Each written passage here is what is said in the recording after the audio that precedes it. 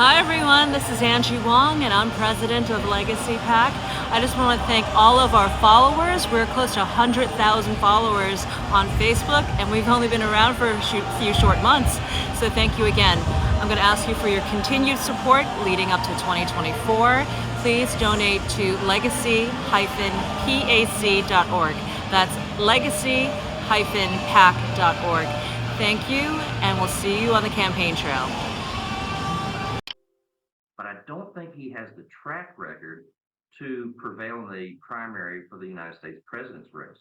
That's why we at Legacy PAC are supporting Donald Trump for the president in 2024.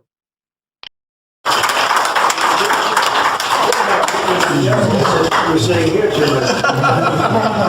But you're going to do very well.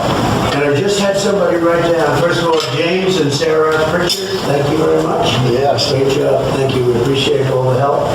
Stanley and Donna Fitzgerald. Right here, sir. Thank you very much. It's great. It's great that you're with us. Mike Acton. Hi, this is Stan Fitzgerald with Veterans for Trump, and I'm here with Nate Cain, who is running for Congress in West Virginia too. How are you today, Nate? I'm doing great. Thank you for having me. You're welcome. I do want to apologize to my viewers for the lack of backdrop. I'm not wearing a T-shirt. But when a FBI whistleblower asks you to drop what you're doing and conduct an interview, I'm going to do it. This man is a patriot. He's an American hero. Nate, can you tell our viewers a little bit about your background? Sure. So I started off in the United States Army back in 1997, joining the military. Went through about 3.5 years in service in the Army, and then I got out and continued working for the military, but as a DoD civilian. Primarily, I spent most of my career actually working with the U.S. Navy, and then I was with MAR4 Cyber and detached to NSA for about a year and a half. It was at that time a really great career in cybersecurity. I mean, I've become a subject matter expert in the area, and so it has brought a lot of opportunities for me all over the place. But at that time that I was working for NSA, I got offered a job to go work for the FBI and to implement and architect their vulnerability management system. So this was back in 2016.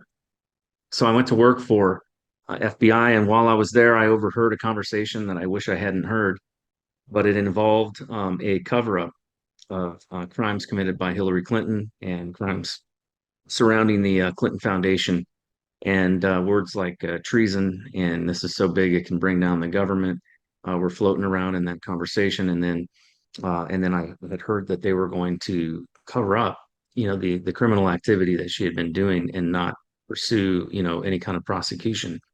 So at first, I didn't believe it. At first, I thought, maybe this was, just a mistake. Maybe I went in there and I looked and found a ton of evidence that the FBI had that several field offices were reviewing and investigating. But long story short, I ended up coming to the conclusion that the rumors were true, and I ended up taking uh, hundreds of documents, classified documents, out of the FBI and bringing them to the IG and to both the intelligence committees, and was repaid for my service to my country by being raided by the FBI several months later. And so we went through a pretty rough time there, but I made it out unscathed, never a ding on my security clearance, and was not never charged. But it was definitely a tough time. And so that was kind of the story that brought my name, I guess, into the forefront of the media, because after the raid, the FBI leaked my name to, I think it was the New York Times, and so they tried to do a hit piece on me saying that I had stolen government information, which of course is ridiculous. You can't steal information when you take it out to give to proper authorities under the whistleblower laws. But nonetheless, they tried to do a hit piece on me, and and so the stuff that just came out recently in Durham's report has been pretty exciting, because it vindicates everything that I said.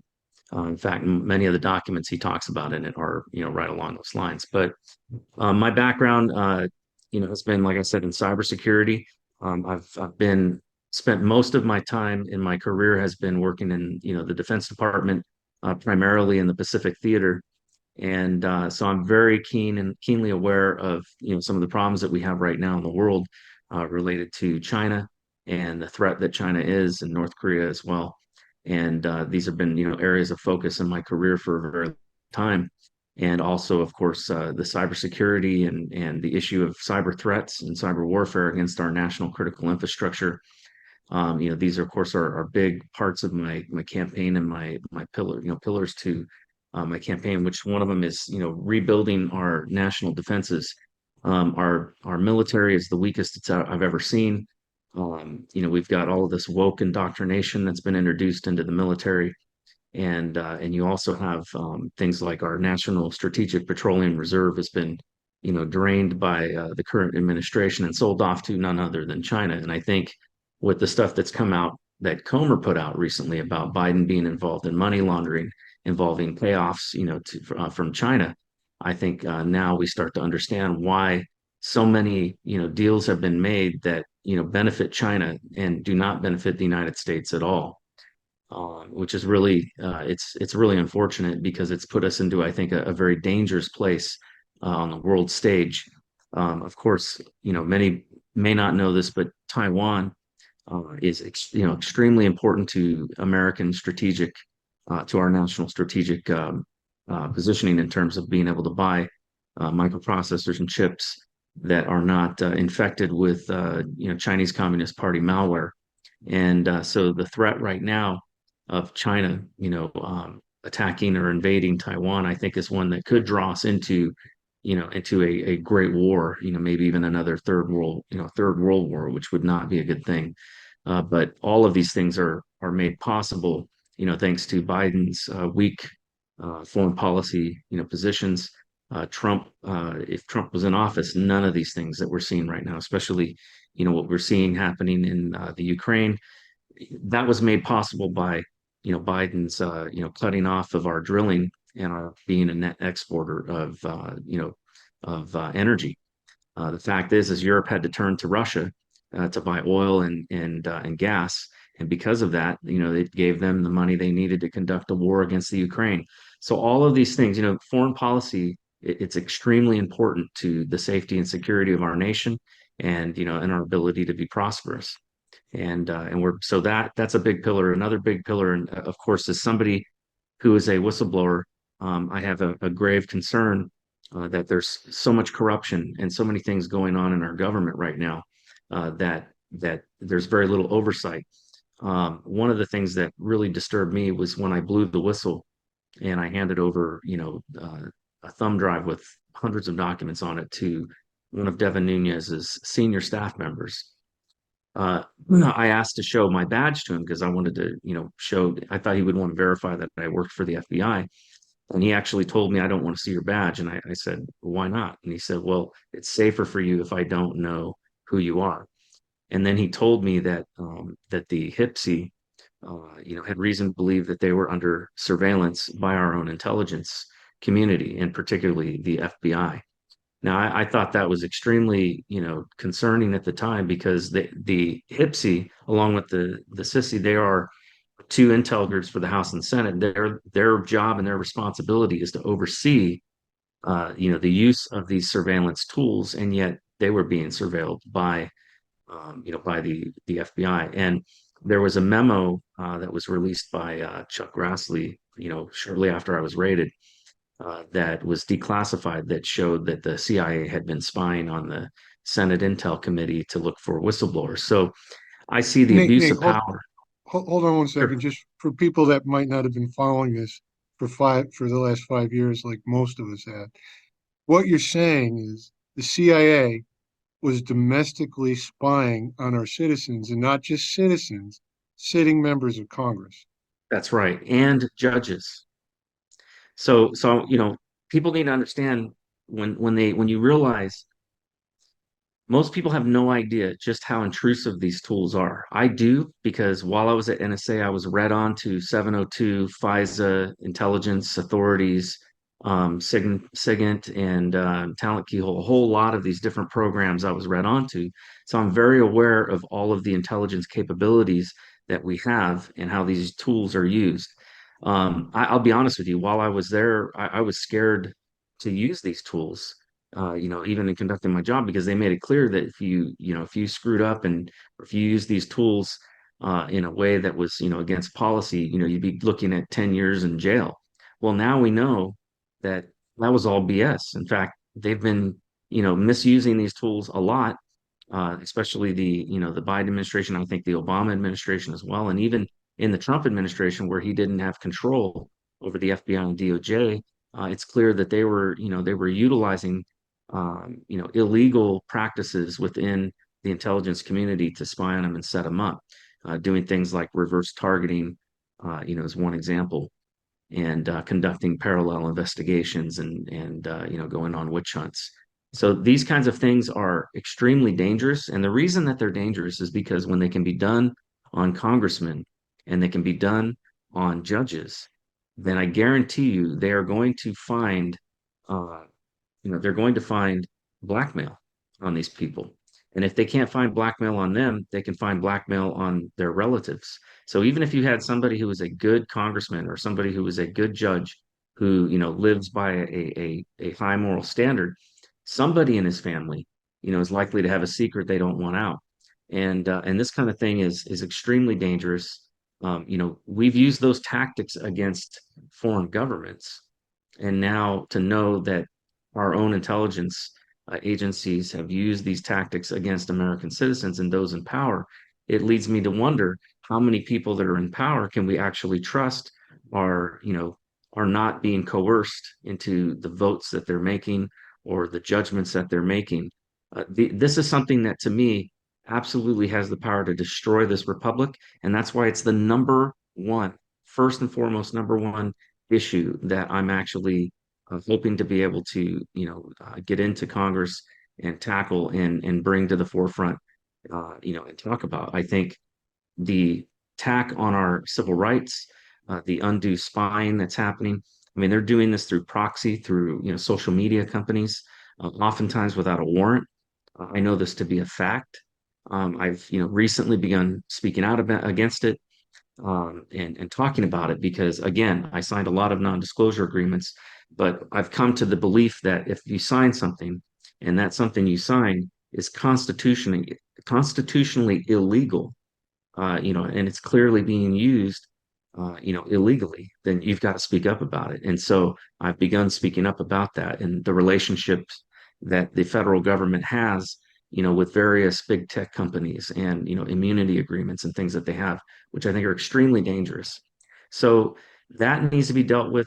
We know it came out recently in an interview with that Elon Musk, had given an interview to Tucker Carlson, and he said that when he got into Twitter, that the intelligence community had, total access to everything inside, Twitter. And Tucker Carlson asked him, even our DMs, which is for those that don't use Twitter, that means your direct messages. These are considered private messages between you and somebody else. They're supposed to be encrypted, supposed to be, completely, unknown to Twitter. And he said, yes, even the DMs. And so it tells me, that first of all, it was something that I already kind of knew about, but it was something that um, hadn't been exposed publicly before. And now you had the owner of Twitter actually exposing this. We already knew that the FBI was paying, $3 million a year to Twitter in order to gain access to, suppression of stories and, suppression of certain accounts that they deemed to be, Russian bots. Which is ironic because my account, I had 200,000 followers on Twitter, and my account got banned in January of 2020. And when I filed for an appeal, they came back and said that the behavior on my account looked like that of a bot, and that was their justification of shutting down my account. I mean, kind of ridiculous, but yeah, this is the kind Wasn't of that stuff. wasn't a former FBI official involved with those decisions? We found out That's later. right. Yeah, so he That's knew right. who you were. You weren't going to get back on. Yeah. I'm sure he was not happy about all the things that I was posting, negatively about the FBI as well. Yeah. So, I really do think that the FBI I think, definitely parts of the DOJ, and many of our other intelligence, community, I think are infected essentially with this cancer, of, these people who are violating the Constitution. They have no regard for the oath that they took. And the danger in that is that you can have essentially a shadow government running our country with unbeknownst to the American people, because it doesn't matter who you elect. What ends up happening is they get blackmail on various people and then end up using that against them to control the decisions that they're making. It's a dirty and disgusting thing that is going on in our country, and it's got to stop. And the most important thing I think in regards to all of that is it can't just be hearings. We've got to go beyond that. People need to get arrested and go to jail. I think we've seen, you know, enough abuse of power, and I think, the American people have had enough, and I think it's time for there to be actual justice. And so there is something that Congress can do. I don't think we have the power right now, in terms of the Republicans within Congress to do it, but I think under the next House, I think we may, and Senate, I think we may actually have enough. All we need is a simple majority and enough Republicans to sign on with this. But I think we need a Article 1 tribunal, which is under Article 1, Chapter 8 of the Constitution, and it gives Congress the authority to go after, basically to create a a court that would address or adjudicate these agency issues. And I think this issue of abuse of power and the deprivation of rights under color of law, I think would be, a great thing, to really save our nation. Because we got enemies abroad, like China, Korea, Russia, which unfortunately I don't think Russia needed to be our enemy, but, the Biden administration has turned them into our enemy. And then you've got, of course, Iran and others, but Venezuela, Cuba, but they are all, we have to protect our country from our enemies, foreign, but also, just as I swore on my oath, domestically as well. And we have enemies domestically, I think, that have more ability to damage and destroy, our country, than any of these foreign, countries, could. Although some of the things that they're doing of late in regards to economic policy and monetary policy, I think are going to be extremely dangerous to our economy. And so those are things I'm concerned about. But So Nate, you obviously are hitting a wide range of topics for your congressional platform, all of which are very important. But you just touched on domestic enemies, and let's wrap this up with domestic enemies. You clearly were talking about the weaponization of government against a political party and their pundits, President Trump. The the Durham report. Can you just go over that a little more in a little more detail? I mean, sure. it appears that the Durham report has referenced some of your work. So can you just kind of give our viewers a little bit of an explanation of what happened here?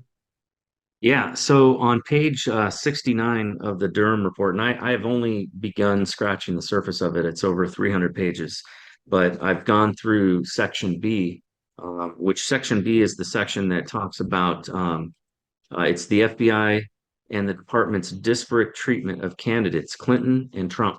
So this is the beauty of this report. A lot of people are upset because, Hillary Clinton's not in jail or other people aren't in jail, but the reality is, when you look at the latitude of what Durham was given to work with, he made sure to put into this report a section which broke out criminal, basically broke out what the FBI had on Clinton and how they treated her versus what the FBI had on Trump, which was nothing, and how they treated him.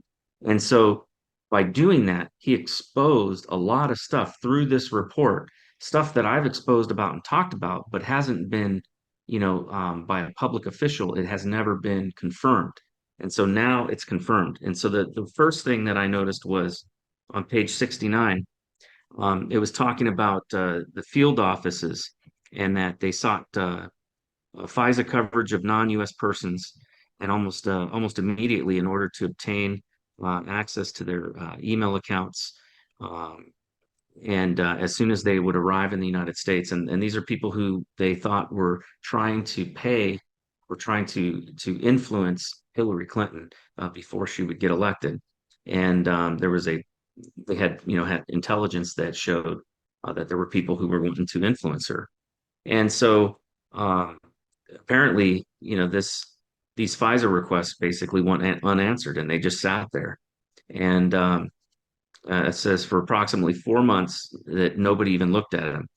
It says, according to another agent, the application lingered because, and this is key because this is what I heard, everyone was super more careful and scared with the big name Clinton involved. They were pretty tippy-toed around HRC because there was a chance that she would be the next president. Now, what I had heard was that they were afraid that Hillary Clinton was going to get elected because remember, that's what everybody was saying. All the media was saying that. All the polls were saying that. And of course, they were all lying. But those that were in power in the FBI, they thought she was going to get elected and that it would be more advantageous for them to cover up her crimes than to take a chance at prosecuting her and then having her get elected and coming after them. So that was one of the first things that really caught my attention. Another thing that caught my attention, I thought this was really interesting, was um, on page 70, at the bottom there, it talks about certain critical activity in the investigation was delayed for months due to, among other things, concerns that, quote, a politician, Clinton, was involved and the investigation might interfere with a presumed future presidential campaign. That right there showed the hypocrisy of the FBI, how that was their excuse for why they didn't go after Hillary, but yet they totally went after Trump before and even during his presidency, on bogus information, which wasn't even true. I Then mean, you they had use circular reporting as evidence. I mean, the FBI had stuff they knew was fake, right. put it out That's there, right. and then used it as evidence. That's right. There was another thing in here, and I thought this was really, really fascinating because this sounds to me like the very documents that I turned in. And I remember because I remember these specific field offices. And so he says here, and this was allegations involving the Clinton Foundation on page 78. It says, beginning in January of 2016, three different FBI field offices, the New York field office, the Washington field office, and the Little Rock field office opened investigations into possible criminal activity involving the Clinton Foundation. The Little Rock field office case opening communication referred to an intelligence product and corroborating financial reporting that a particular commercial, quote, industry like engaged in a federal public official in a flow of benefits scheme, namely, a large monetary contributions were made to a nonprofit under both. I mean, I'm going to skip to all this stuff and just say what it means. What he's talking about here is pay to play. This is exactly what I turned in. I turned over documents from New York field office, from the Washington field office, and Little Rock field office. These were mostly consisted of FinCENTs. So these are documents that basically had analyzed Treasury suspicious activity reports, and they had an analyst had gone through them and reviewed them and had given them a high credibility rating. And there were four major crimes that were reported in these documents. One was money laundering, public corruption, securities exchange fraud, and terrorism financing. Those four codes were assigned to these documents. And what's interesting is they said on here, they said that an intelligence product and corroborating financial reporting. So the corroborating financial reporting is what I just mentioned, but the intelligence product was the uranium one. It was all of the evidence that the FBI knew. They knew way before Hillary Clinton, or right before the CFIUS committee signed off on approval of the sale of uranium one to Rosatom. They had intelligence evidence that proved that the FBI and Hillary, and it included Hillary, Robert Mueller, Mueller, Rob uh, Mueller.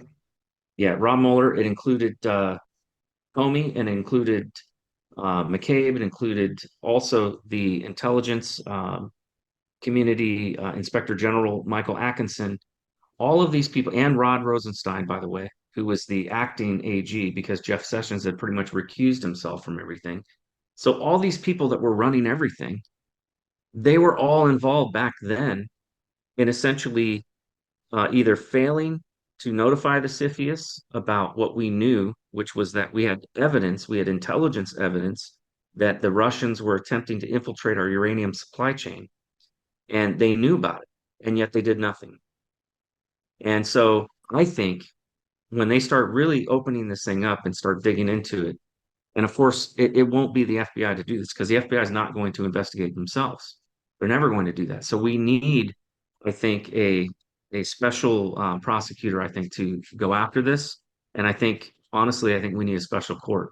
I don't believe that the courts can be trusted with this because I think a lot of these judges may be under the influence of blackmail or bribery. So I think that's where the special court comes in place because the Constitution affords the Congress to appoint judges, and these judges do not have to be, people who are already in the justice system. They could be retired admirals, or retired military, or they can be, other upstanding citizens that have, that have no vested interest in any of this stuff other than the love of their country.